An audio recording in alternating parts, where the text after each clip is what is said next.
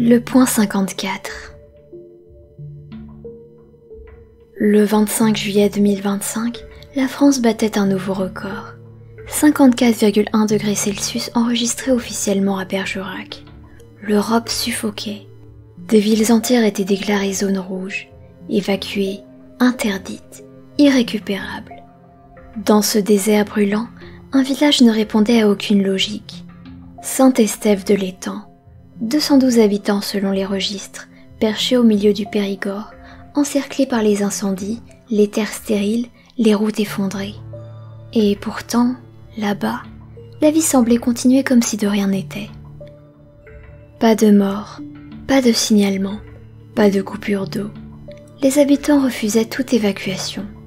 Les drones de la sécurité civile montraient des gens marchant dans la rue, buvant des cafés, souriant.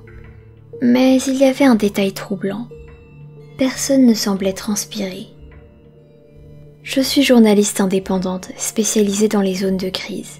En voyant les images satellites, j'ai tout de suite su que quelque chose n'allait pas. Comment ce village, au cœur de la zone la plus chaude jamais enregistrée, tenait encore debout? J'ai décidé de m'y rendre. L'accès a été difficile. Tous les GPS ignoraient ce village. Les panneaux routiers avaient été arrachés, comme si on voulait en effacer la trace. J'ai dû marcher les 10 derniers kilomètres sous un soleil de plomb. Mon eau s'est évaporée dans la gourde avant même que je n'aie soif. Mais en m'approchant du village, j'ai senti le froid. Un courant d'air presque glacial, inexplicable. L'herbe soudain était verte, les arbres chargés de fruits. Et une cigale chantait. Et surtout, aucune odeur de brûlé. À mon arrivée, une femme âgée m'a accueillie. Elle s'appelait Clara. Elle m'a offert un verre d'eau que je n'ai osé boire. Elle ne buvait pas. Elle disait « Ici, on n'a plus besoin. Depuis la grande chaleur de 2003, le puits nous nourrit. » Je pensais que c'était une métaphore, mais non. Les habitants semblaient tous trop calmes. Aucun téléphone, aucune climatisation, aucune transpiration. Certains n'avaient pas cligné des yeux pendant tout le temps que je leur parlais. Et quand j'ai demandé comment ils faisaient pour dormir dans cette chaleur, Clara a ri doucement. « Dormir ? Oh non, non, ici on ne dort plus, mon petit. Ce n'est plus nécessaire depuis longtemps. » C'est cette nuit-là que j'ai compris. Je m'étais installée dans l'ancienne école, reconvertie en gîte. À minuit pile, j'ai entendu un tintement sourd, comme une cloche lointaine. Puis des pas, des dizaines de pas, dans la rue. Je suis sortie en douce. Les habitants se dirigeaient tous en silence vers le centre du village.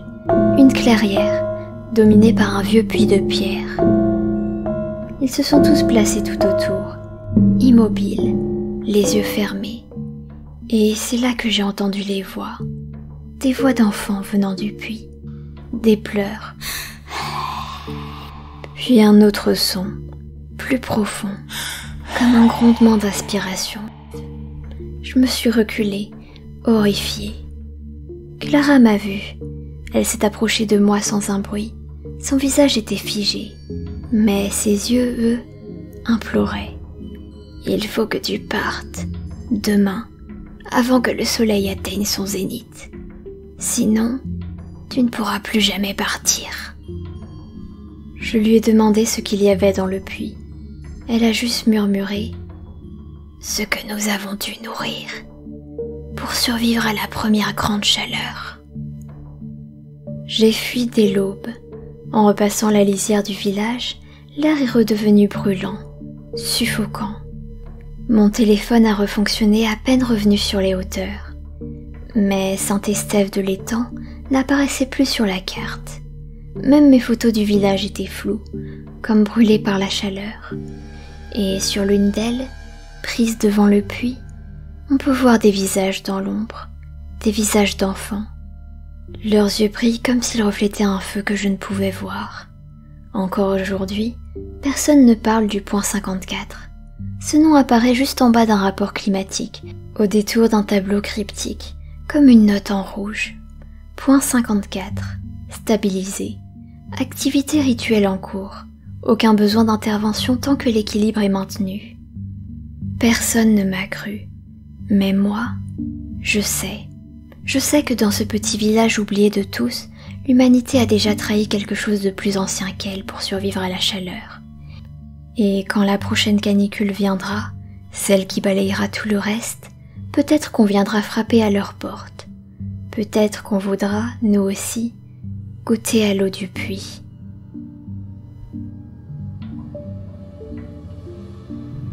La veilleuse. Quand l'été 2025 est arrivé, tout le monde disait que ce serait une canicule de plus. Mais cette fois, c'était différent. À Paris, les températures ne descendaient plus la nuit. Il faisait 38 degrés à minuit. L'air était lourd, électrique, presque irrespirable. Les murs transpiraient. Les enfants avaient du mal à dormir. Mon fils, Léo, 6 ans, n'arrivait pas à trouver le sommeil depuis plusieurs jours. Il disait qu'il avait trop chaud, mais aussi qu'il avait peur. Peur de quoi? Je lui ai demandé. Du monsieur qui marche au plafond. Au début, j'ai cru qu'il inventait, comme tous les enfants, des cauchemars, le genre d'hallucinations qui viennent quand on dort mal. Alors, j'ai laissé la veilleuse allumée. Une petite lumière bleue, douce, branchée près de son lit. Ça l'a rassuré un peu, mais pas longtemps. 2 nuits plus tard, Léo m'a réveillée en hurlant. Il pointait le plafond, les yeux écarquillés. « Il me regarde, il est accroché comme une araignée, maman. Il n'a pas de bouche, mais sourit quand même. » J'ai allumé. Il n'y avait rien évidemment, mais un détail m'a mis mal à l'aise. L'ampoule de la veilleuse était fondue, comme si elle avait surchauffé. Je l'ai remplacée, et pour me rassurer, moi plus que lui peut-être, j'ai installé une caméra de surveillance dans sa chambre. Un modèle infrarouge, avec une détection de mouvement. Elle enverrait une notification à mon téléphone s'il y avait la moindre activité. La nuit suivante, rien d'anormal jusqu'à 2h47. C'est là que la caméra a envoyé une alerte. Quand j'ai ouvert l'appli, je me suis figée. La vidéo montrait Léo dormant paisiblement, et juste au-dessus de son lit au plafond, une silhouette, collée là, immobile, les membres tordus, comme désarticulés. Sa tête était tournée à 180 degrés, ses yeux brillaient, sa peau sombre ruisselante semblait suinter un étrange liquide noir. J'ai couru dans sa chambre, la silhouette avait disparu, mais la caméra fonctionnait encore. Et quand j'ai repassé les images, j'ai vu quelque chose. Au moment exact où j'ouvrais la porte, la silhouette s'est recroquevillée, puis a glissé dans l'aération du plafond, comme aspirée. Le lendemain, j'ai montré la vidéo à mon mari. Il était livide. On a songé à appeler la police, bien sûr. Mais que dire? Qu'une entité marche au plafond quand il fait chaud, qu'elles font les veilleuses et se cachent dans les conduits d'aération? Et s'il nous prenait pour des fous? Et s'il nous retirait la garde de notre enfant? Alors, j'ai publié la vidéo sur un forum privé de parents, en anonyme, juste pour voir. Et c'est là que les messages ont commencé à affluer. Mon fils l'a décrit pareil. Il dit qu'il sourit sans bouche. J'ai retrouvé la veilleuse brûlée. Je croyais que c'était un court-circuit. Quelqu'un d'autre a remarqué que ça n'arrive que quand il fait plus de 35 degrés la nuit. Un utilisateur, pseudonyme R.Citron, a même posté une photo. Des traces de mains sur le plafond, comme si quelqu'un avait ramené de la suie brûlante du fond d'un four. J'ai voulu démonter la bouche d'aération dans la chambre de Léo. Derrière la grille, il n'y avait rien. Pas de conduit. Juste un trou profond, noir et humide. Et au fond, très loin, 2 petits points blancs. Des yeux. Ils se sont refermés dès que j'ai allumé ma lampe de poche. La nuit suivante, la température est montée à 40 degrés à 1h du matin. Je me suis réveillée à cause d'un grincement. lent, régulier. J'ai compris que ça venait du plafond de la chambre de Léo. Je suis restée figée devant la porte, trop terrifiée pour entrer. Et j'ai entendu sa voix étouffée. « Maman, il est descendu. Il touche ma tête. Il brûle mais il est froid à l'intérieur. Il dit qu'il viendra aussi te chercher si tu regardes. » Le lendemain matin, Léo dormait profondément, en sueur. Il ne se souvenait de rien. Mais moi, je me souviens. Je me souviens du rictus sans lèvres qui me fixait depuis le coin du plafond, juste avant l'aube.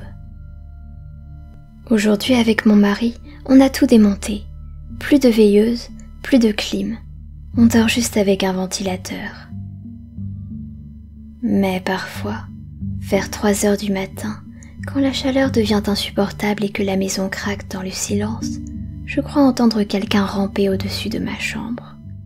Et une toute petite voix dans ma tête me dit « Ne rallume jamais la veilleuse, c'est ça qui l'attend. Il vit dans la chaleur, mais il vient dans la lumière. »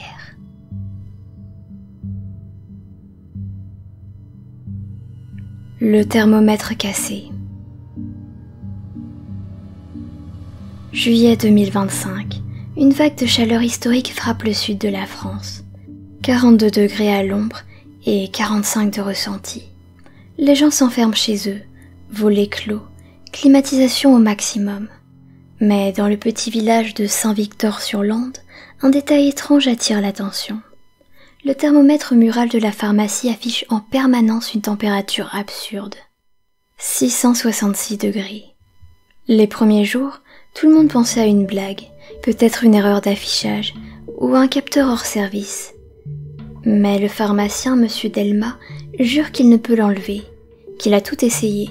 Le boîtier est scellé dans le mur. Aucun électricien n'arrive à le démonter.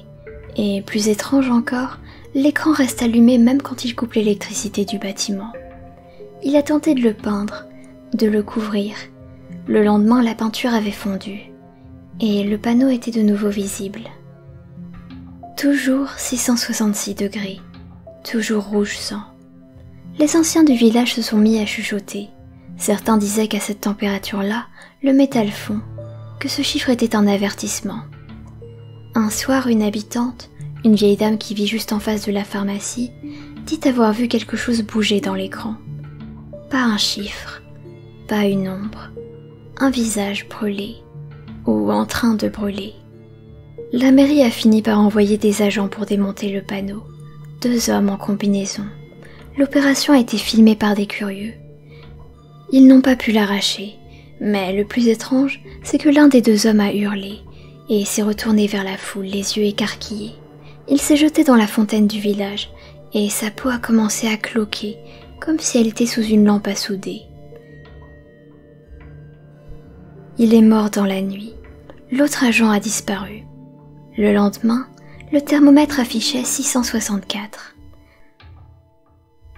Depuis ce jour-là, les disparitions ont commencé, chacune suivie d'une légère baisse de la température sur le thermomètre. Toujours la nuit, toujours les maisons les plus proches de la pharmacie. Les gens se volatilisent, aucun signe d'effraction, juste une odeur de plastique brûlé et des marques sombres sur les murs, comme des mains carbonisées. Un matin, une enfant a été retrouvée errant sur la place. Elle répétait, en boucle, « Le feu est content, il mange les bruyants. » Maman criait trop.